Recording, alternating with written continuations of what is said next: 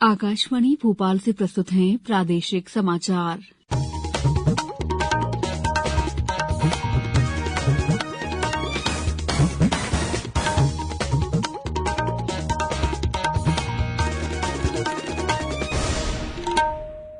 नमस्कार, समाचारों के साथ मैं दीपा सिंह।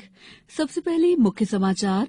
भारतीय रिजर्व बैंक ने आज से प्रायोगिक आधार पर डिजिटल मुद्रा लागू की। प्रयोग सफल होने पर इसे जल्दी ही इंदौर और अन्य शहरों में शुरू किया जाएगा।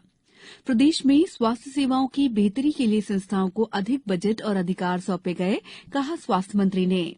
बीते महीने में जीएसटी संग्रह 1,45,000 करोड़ रुपए से अधिक रहा और मध्य प्रदेश संस्कृति परिषद ने 13 अखिल भारतीय और 15 प्रादेशिक कृति पुरस्कारों के रचनाकारों के नाम की घोषणा की। समाचार विस्तार से।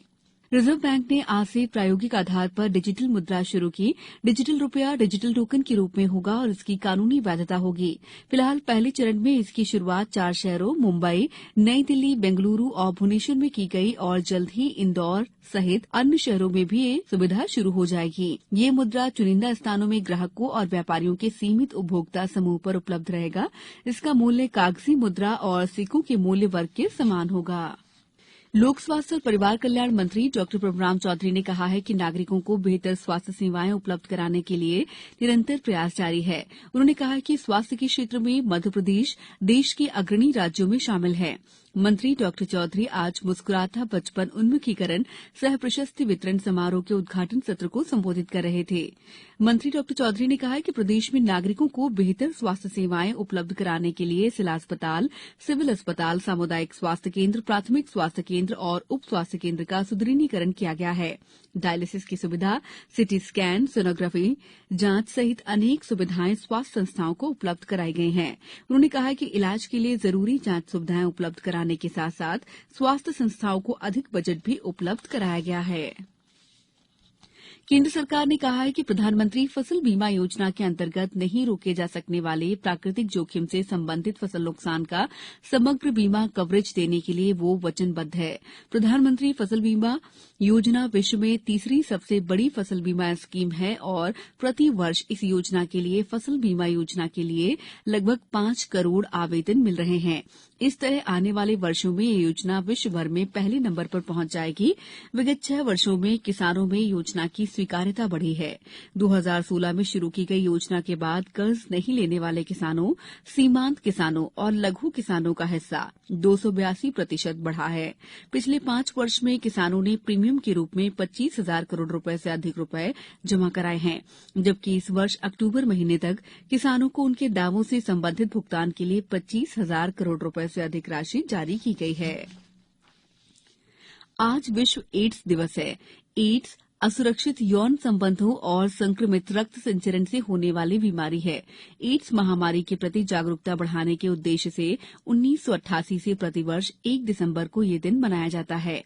सरकार, गैर सरकारी संगठन और दुनिया भर में लोग एड्स की रोकथाम के लिए इस दिन विभिन्न कार्यक्रमों का आयोजन करते हैं। प्रदेश में भी आज विभिन्न आयोजन हो रहे हैं। वहीं शिवपुरी, मंदसौर, जबलपुर और अशोकनगर में एड्स की रोकथाम को लेकर जन जागरूकता कार्यक्रमों का आयोजन किया गया। खंडवा और श्योपुर में इस अवसर पर जन जागृति रैली निकाली गई। समाचारों में वक्त है ब्रेक का।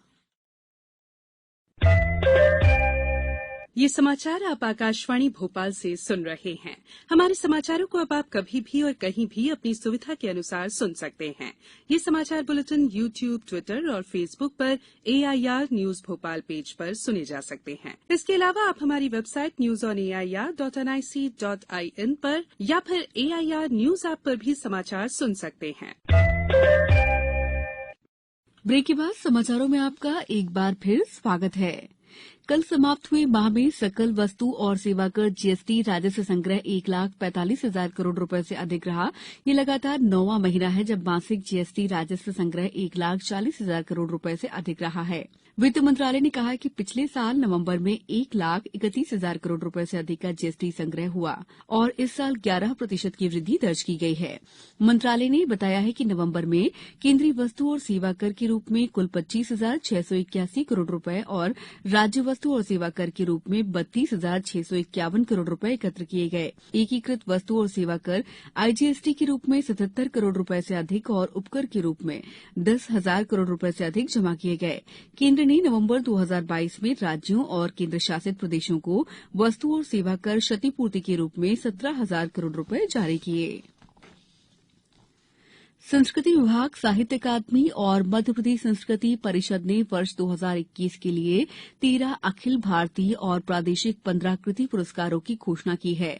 शॉल, श्रीफल, स्मृति चिन्ह और प्रशस्ति पत्र के साथ अखिल भारतीय पुरस्कार 1 लाख, प्रादेशिक पुरस्कार 51,000 रुपए के साथ रचनाकारों को प्रदान किया जाता है। अखिल भारतीय माखनलाल चतुर्वेदी निबंध लेखन में पुरस्कार श्री प्रकाशमणि त्रिपाठी, अखिल भारतीय गजानंद माधव मुक्तिबोध कहानी लेखन डॉ प्रभापंत हल्द्वानी को उनकी कृति मेरी प्रतिनिधि कहानियां के लिए दिया जा रहा है। इस श्रेणी में 13 रचनाकारों को पुरस्कार के लिए चयनित किया गया है।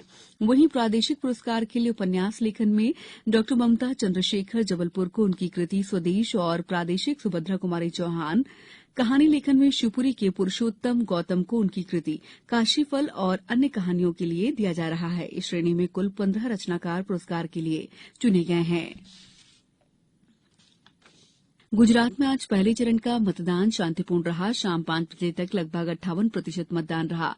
अंतिम आंकड़ों का इंतजार अभी जारी है। इस चरण में सौराष्ट्र, कच्छ और दक्षिण गुजरात की 89 सीटों पर वोट डाले गए। इस चरण में कुल 788 उम्मीदवार चुनाव मैदान में हैं, जिनमें 88 महिलाएं हैं।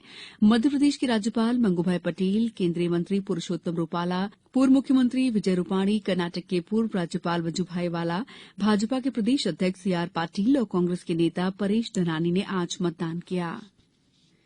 भारत द्वारा G20 संगठन की अध्यक्षता प्राप्त करने के अवसर पर G20 शेर्पा अमिताभ कांत, पूर्व केंद्रीय मंत्री और गांधी स्मृति तथा दर्शन समिति के उपाध्यक्ष विजय गोयल ने आज नई दिल्ली के मंडी हाउस चौक पर G20 के प्रतीक चिन्ह का अनावरण किया। इस अवसर पर श्री कांत ने इसे ऐतिहासिक बताते हुए कहा कि भारत के लिए G20 की अध्यक्षता एक बड़ी जिम्मेदारी है, क्योंकि वैश्विक जीडीपी का 85% इसी संगठन में शामिल देशों से प्राप्त होता है और इन्हीं देशों में विश्व की 2/3 आबादी निवास करती है। श्री कांत ने यह भी कहा है कि प्रधानमंत्री नरेंद्र मोदी के नेतृत्व में भारत G20 संगठन को कार्रवाई उन्मुख, समावेशी, सुधारोन्मुखी और आधुनिकता की ओर अग्रसर करने में महत्वपूर्ण भूमिका निभाएगा।